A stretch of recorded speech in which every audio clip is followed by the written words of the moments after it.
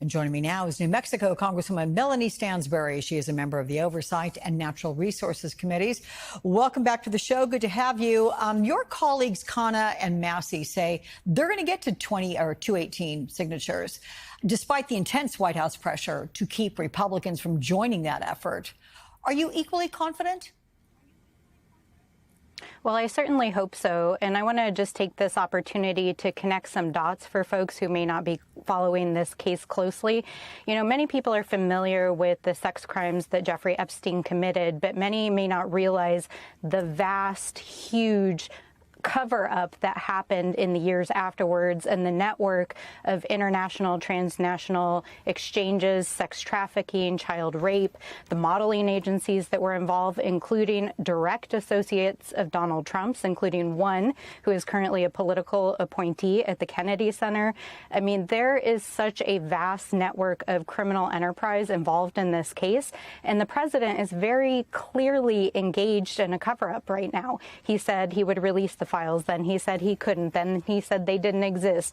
Now he's saying through Mike Johnson that he was an FBI informant. What's his story? What is he covering up? Is he implicated in these files? That is why we are following every shred of evidence we have, and that's why we got to get this discharge petition across the finish line.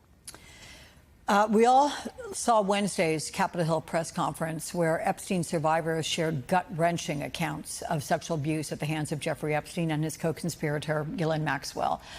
Take a listen. The days of sweeping this under the rug are over. We, the survivors, say no more. The worst part is that the government is still in possession right now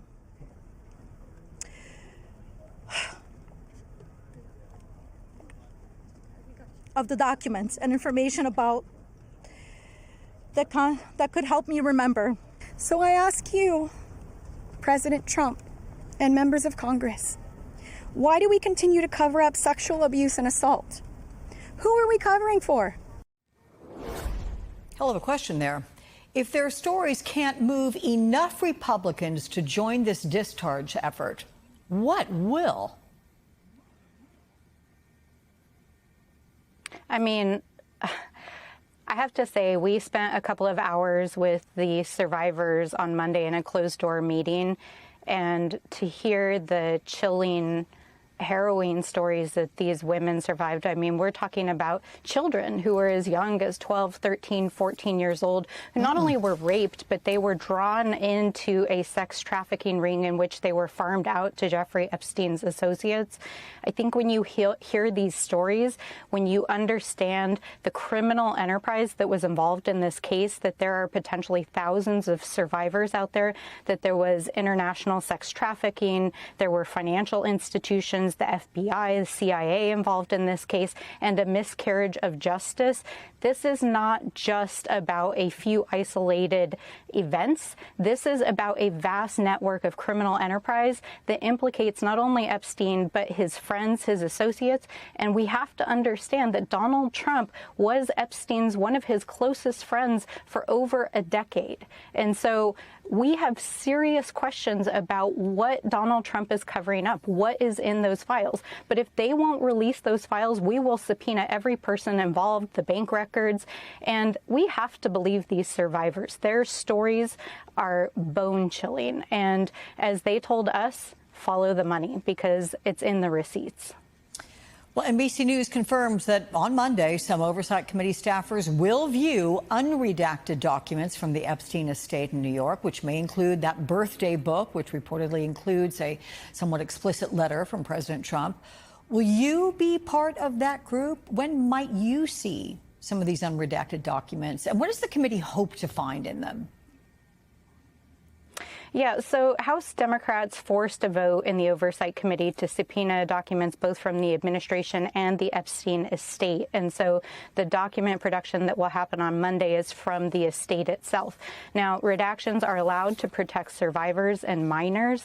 And so the counsel for the committee will travel to New York City to ensure that that is the only thing redacted in those files, because it's important to understand that the Epstein estate is still managed by two of the individuals who were involved in Epstein Epstein's affairs for his entire career as many of these activities were going on.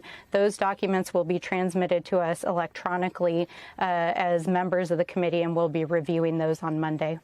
You know, Speaker Mike Johnson called the whole discharge petition, quote, superfluous after Republicans approved a measure encouraging the Oversight Committee to continue its investigation, and said the discharge doesn't adequately protect victims.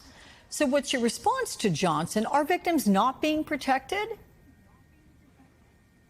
Well, the victims or survivors themselves stood on the steps of Capitol Hill the same day and said, we want these records released. And the discharge petition has very clear language in it that will protect survivors and anyone who needs their identity protected for safety reasons. So it's laughable. But it's very clear that the Speaker of the House is Donald Trump's guy on the inside. He is engaging in a cover-up to protect the president and whatever it is that the president does not want the public to see in those files. Do you ultimately expect there will be more names released this week? Let me just put it this way. The names are out there. All you have to do is Google Jeffrey Epstein and his enterprise and the people who were associated with him. I think we know some of those names, including some of the most powerful people at the top. What we are trying to make sure the American people have access to is the criminal investigations that went on and the sweetheart deals that the Justice Department gave to Epstein and his associates, and justice for the survivors by prosecuting individuals who were never held accountable. And so it's not just about releasing names into the court of public opinion. This is about pursuing criminal activities that are global in scope and that implicate all of the people around Jeffrey Epstein, including his closest associates. Okay. Congresswoman Melanie Stansbury, thank you so much for your time. We appreciate always having you on the show. Thanks.